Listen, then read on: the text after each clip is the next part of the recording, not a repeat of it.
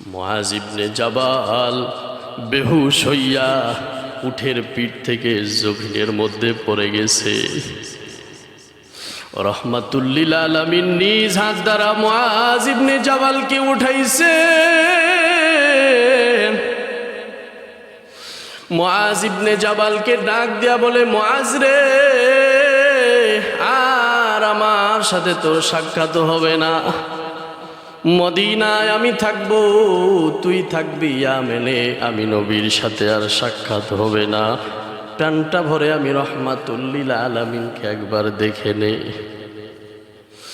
আমার ভাইরা, রাহমাতুল লিল আলামিন ডাক দিয়া কয়, রে মুআজ রে, তবে একটা কথা তোমারে আমি জানায় দেই, যদিও তুমি থাকবা ইয়ামেনে, আমি রাহমাতুল লিল আলামিন থাকবো মদিনায়, তারপরেও আমি নবীর সাথে তোমার তাআল্লুক থাকবে, তোমার সম্পর্ক থাকবে। আমার এমনও উম্মত দুনিয়ায় আসবে যারা আমি রাহমাতুল লিল আলামিনকে দেখবে না। আমার এমনও উম্মত দুনিয়ায় আসবে আমি নবীরে দেখবে না। আবার এমন উম্মত আসবে টাকা পয়সার কারণে, সম্পদ না থাকার কারণে